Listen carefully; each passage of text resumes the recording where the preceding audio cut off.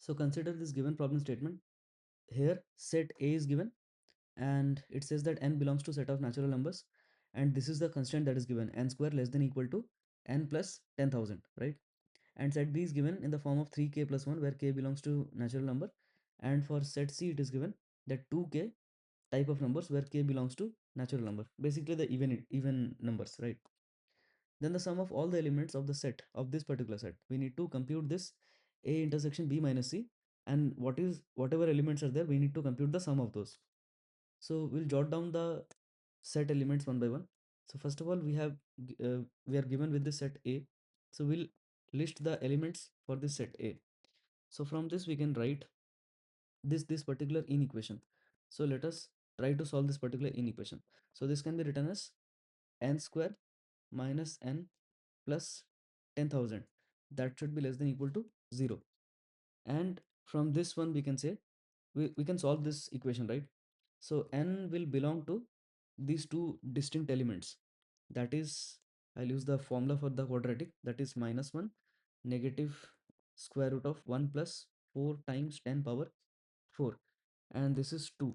So this is the negative root at one side, and then the other root with the positive sign over here. So these are the two elements. So on resolving this further, if you observe this thing, if I resolve this further, that is n is going to belong to this number, that is this will be minus 99 point something on resolving, and this will be 100 point something on resolving. So these are the two roots, right? And now since it says that n belongs to natural number, right? So we can say that because it is mentioned here, it is mentioned here that n belongs to the set of natural numbers.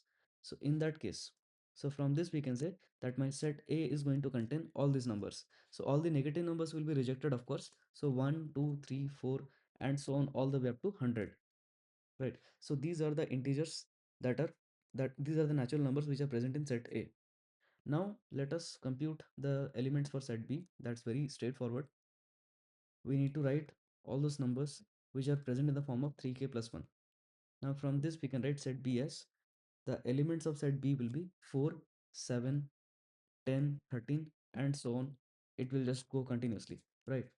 In the similar manner, I need to compute the elements for set C, which is very easy. So here for C we can write the natural numbers starting with 2, 4, 6, 8, right? 8, 10 and so on, and it goes continuously, right? So this is for set C. Now I will be computing this particular demand, that is the elements present in A intersection B minus C. So before this one, I'll compute this B minus C. That means all those elements which are present, that means B minus C will contain all those elements which is present in B, but that should not appear in C. So here the elements of B minus C will be 7, 13, then we will have 19, then 25 and so on. So from this we can say we can observe here that it is an arithmetic progression. This is an arithmetic progression with the common difference as 6, right? Now finally, let me just compute this particular set, that is A intersection B minus C. So let us compute this part. So this can be written as, so we have this set A. This is my set A. I'll just jot it down here once. This is my set A over here, right? Now A intersection B minus C. So the elements would be 7, 13 and again. So all the same set B minus C would appear here, right? That is 19 and then 25, right? And so on, right?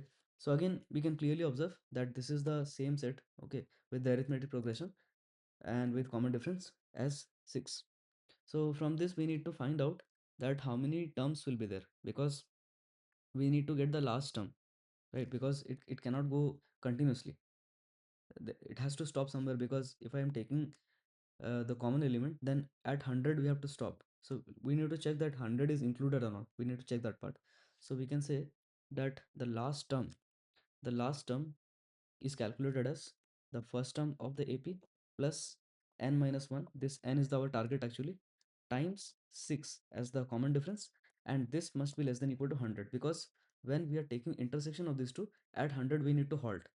Now on solving this, what is the last term that we are getting? That is n max. What is the maximum value of n that we are getting?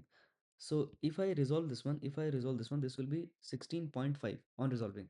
So from this, the maximum value of n that we can pick up, that is we have to pick up a natural number itself, because in counting you cannot have that there are 2.5 objects, right? Discrete objects.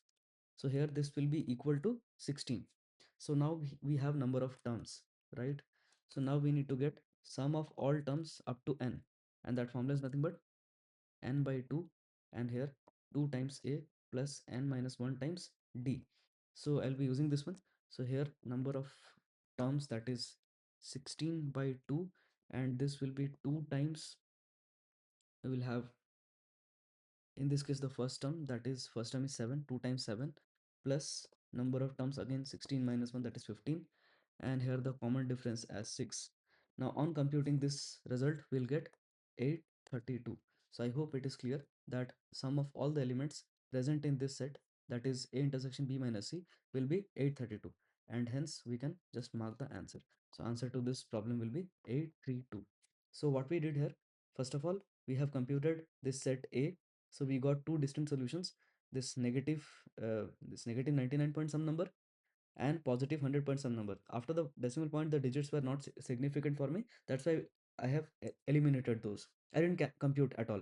Now, since the set has a constraint that n must be natural number, that's why I picked up the numbers from 1 to 100. The set B representing 3k plus 1, so I've listed all the elements in the form of 3k plus 1. That means 3k plus 1 represents all those numbers which are which on dividing by 3 yields the remainder 1.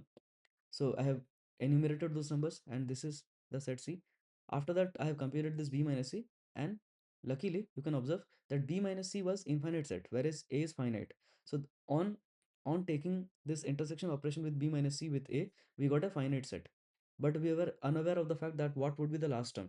So the last term would be the 16th term, right? So that's why we computed the sum up to 16th term, and we got the result as 832. So I hope it is clear to everyone.